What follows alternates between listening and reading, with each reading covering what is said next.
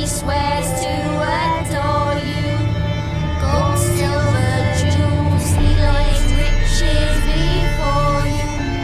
Dues need be repaid, and he will come for you. All to reclaim, no smile to console you. He'll snare you in bonds, eyes glowing a fire, to gore and torment you till the stars expire. A god or a demon, a djinn or a mighty sorcerer, a devil or perhaps an evil spirit, or maybe just the very embodiment of evil, Master Mira, Gaunter O'Dimm. Whom exactly are we talking about? Since the release of the Hearts of Stone DLC for the Witcher 3 Wild Hunt game, the debate about the true essence of the Man of Glass has not subsided for a single moment. There were absolutely different theories in the fan community, because CD Projekt Red was able to come up with a truly unique character, one of the best antagonists in the history of video games. He is exclusively and deliberately polite and condescending. He will always come to the aid of a man in need. For his help, however, he will demand to be paid, a mere formality. All you have to do is sign a contract and you can get anything you want: money, love, power, immortality. For Master Mira, there are no limits to what is possible, but in return, he expects you to pay with your soul. And no one still knows for sure who Gaunter O'Dimm is. So let's try to figure it out. Because you're listening to The Old Witcher. We thank our patrons for the support as always, and we do encourage you guys to join their ranks. Do get yourself a snack, because it's going to be one hell of a ride.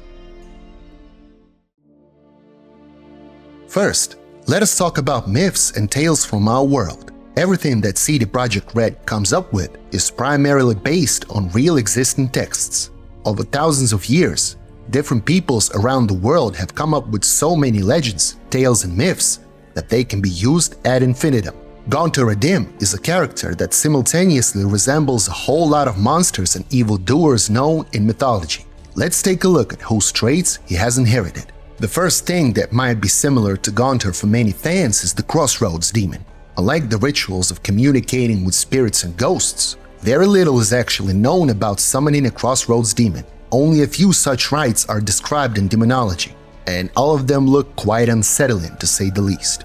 Only one thing is thoroughly known about Crossroads demons. Most often they appear in the form of beautiful ladies. The ritual of summoning is carried out exclusively at midnight, and before that, the human body and soul has to pass serious trials. When summoning a demon, one cannot be afraid, because if they feel fear, the demon may not come, nor one should speak to the demon. He will read the thoughts and fulfill the only deepest desire. The soul in this case will not be the price to pay. Instead, the demon will take a huge amount of physical and mental resources of the one that summoned him. A lot of people also believe that Gaunter O'Dimm is not just a demon, but something like the devil, a true lord of the netherworld. The deal with the devil is a motif that runs through the entire cultural history of mankind. In different peoples it appeared and got perceived differently, but the essence remains unchanged though.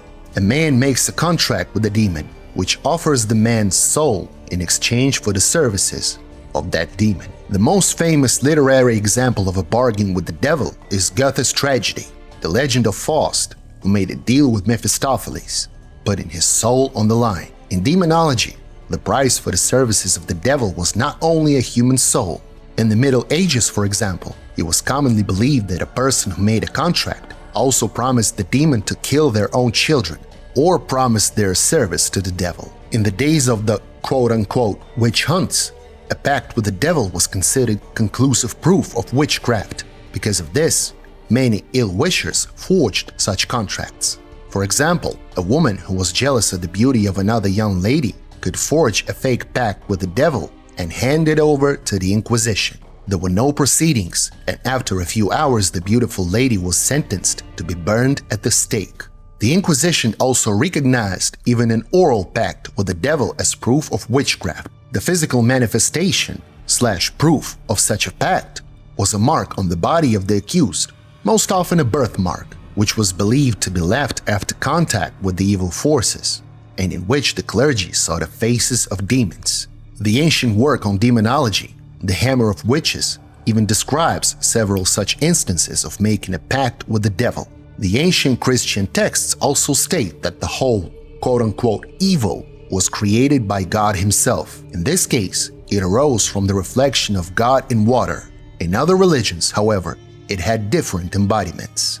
In addition to all these demonic speculations, there is also the theory that Gaunter O'Dimm is a powerful djinn. Djinn are creatures of Islamic and pre-Islamic culture. In pre-Islamic times, they were worshipped as gods, but in Islamic culture itself, they were considered one of the creatures of the one God Allah, who created angels out of light, people out of clay, and jinns out of scorching flames.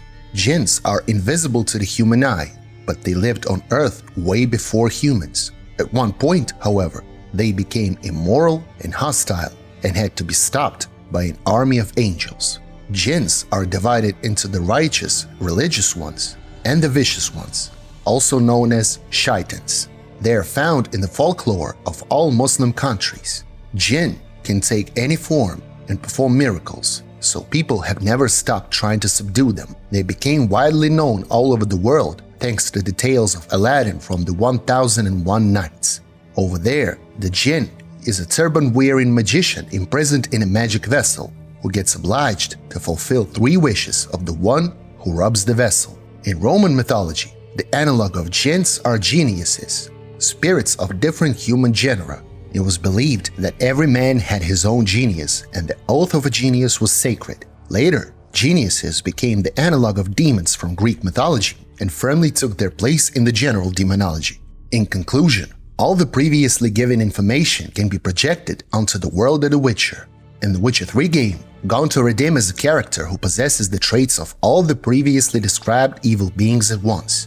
Just like a crossroads demon, he meets Geralt at midnight at a crossroads. Similar to the stories in The Hammer of Witches, Gaunter O'Dimm leaves a demonic mark on Geralt's face after the latter makes a verbal pact with him. He makes a written agreement with Olgierd von Everec though.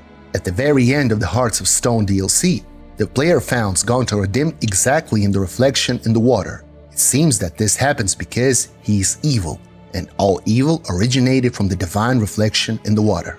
As for the jinns, in the Witcher 3 game, their images differ from their real prototypes. Gaunter O'Dimm has several features that are common with the jinn. Number 1, he fulfills 3 wishes.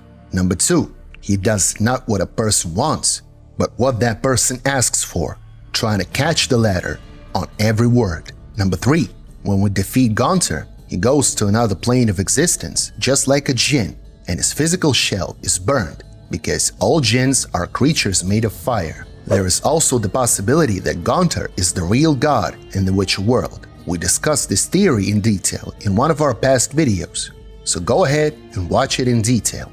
Over there, we talk about how Gaunter is literally writing the history of the Witcher world. It was him who pushed the usurper to dethrone the Nilfgaard Emperor Fergus of our Emrys. It was him who put the hatred of non-humans into the mind of a boy named Alvin. It was also him who was behind many global events of the Witcher universe. But we will not repeat ourselves, otherwise this video might drag for another 20 minutes. So be sure to watch the aforementioned video about the near-divine powers of Gaunter O'Dimm. And do write in the comments whether we should make a huge multi-hour video about Gaunter. We would love to read your opinions.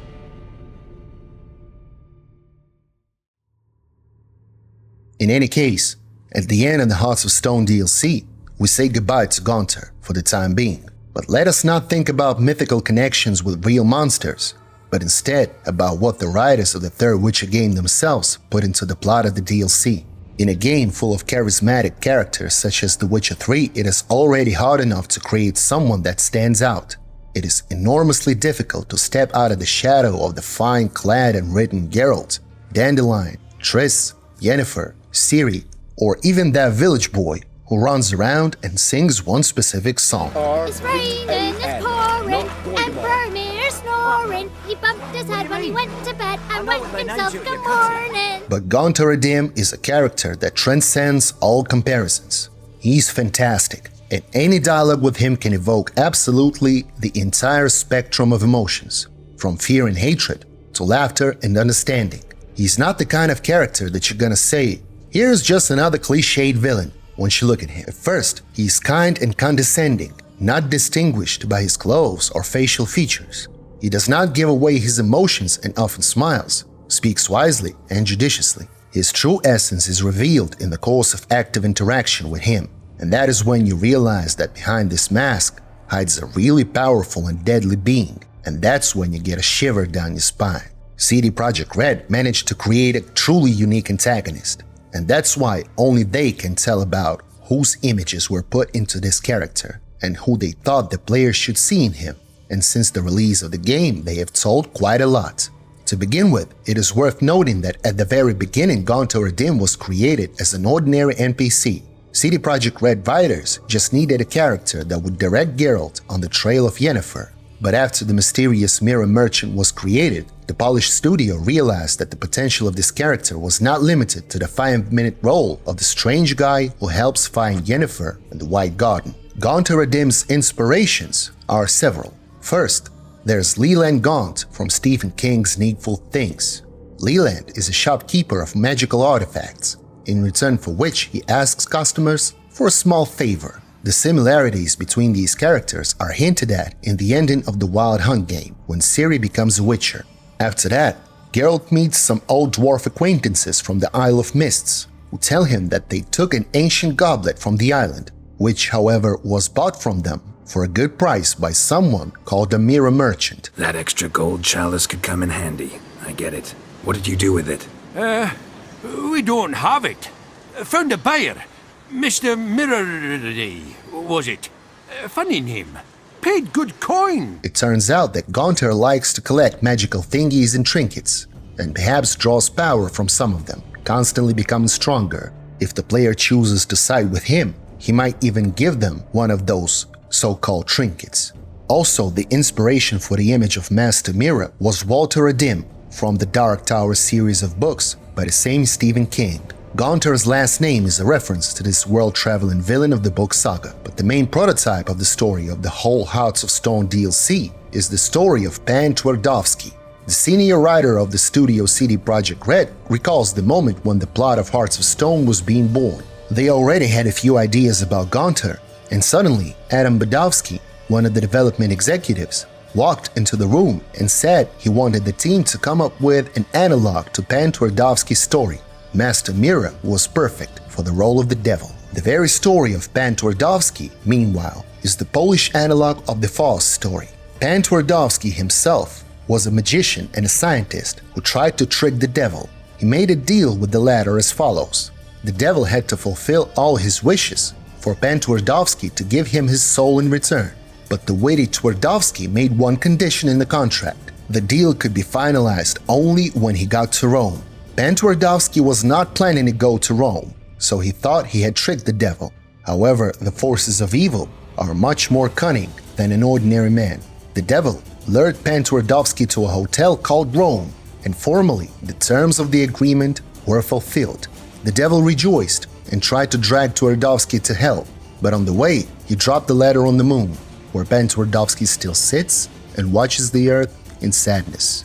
A simple story, however, did not fit the plot of a video game in the universe of The Witcher to the full extent, and therefore Gaunter O'Dimm became a much more complex character, with features even absolutely not typical for the standard demons and devils alike. O'Dimm believes that there is evil in every human being, and as soon as he senses a weakness in a person, he makes all the evil in that person come out. He gets a real pleasure when he rips off all the masks from a person, being once again convinced that there is nothing perfect in the world. Thanks to that, he feels omnipotent, and the abbreviation of his name turns into God, hinting at the divine origin of this entity. The human image of O'Dimm, on the other hand, is based on a character named Frink from the TV show named Breaking Bad. Gaunter is a calm, cold-blooded, and arrogant person. Human life is nothing for him. He kills a man in a tavern with a spoon for fun. He's a powerful, evil entity, with human features though. Now it's time to move on to the game version of Gaunter O'Dimm. To understand who he is, we need to identify his main features for any character: personality, strengths, vulnerabilities, and motivation.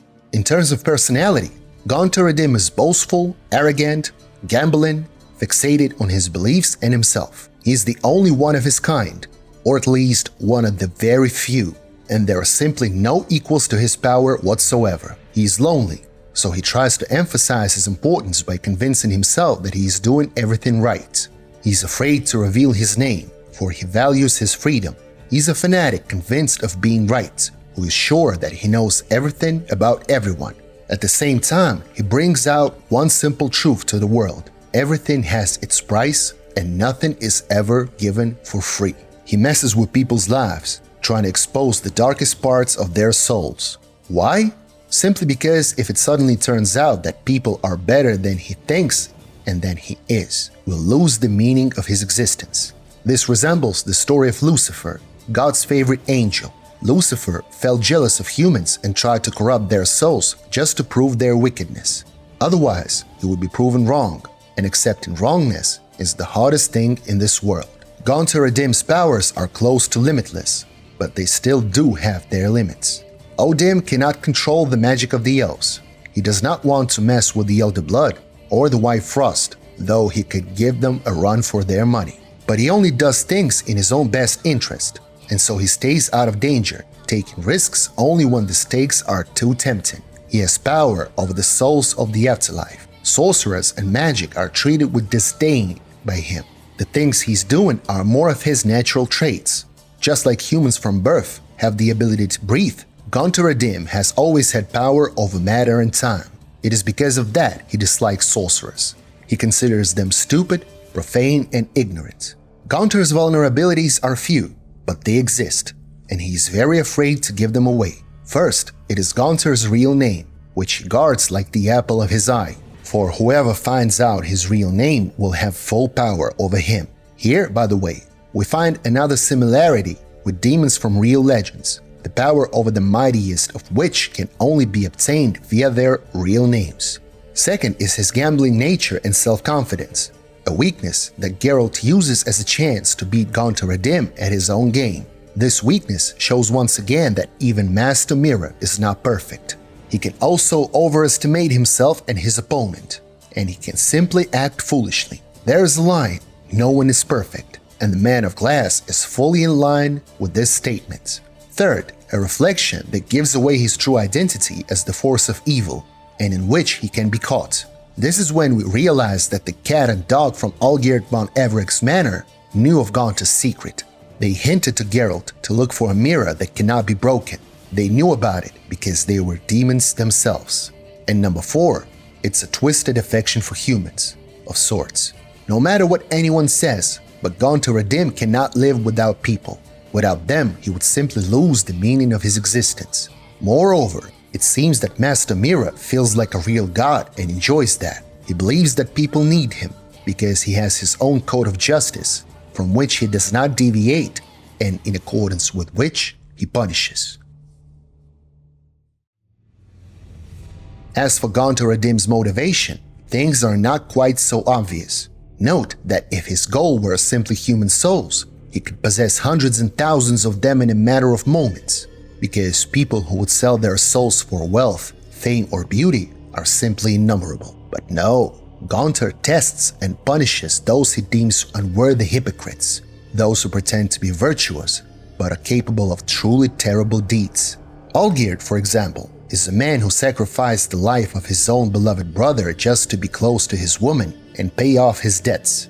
Throughout the story of the Hearts of Stone DLC, we see the true story of Olgierd.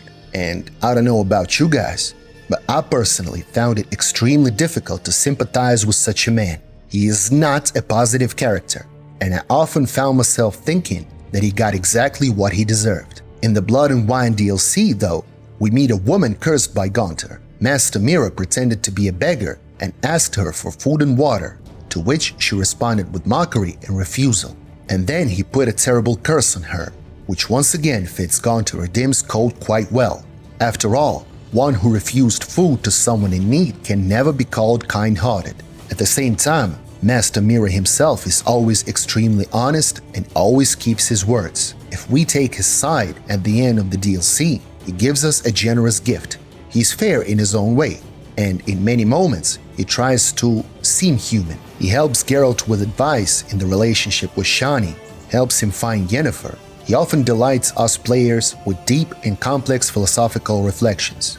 Sometimes it seems that he envies humans and that he is deeply sad. In his reflections, one can feel his condescension and fatigue, eternal boredom, which he is obliged to dilute by gambling with people, where the price is a human soul.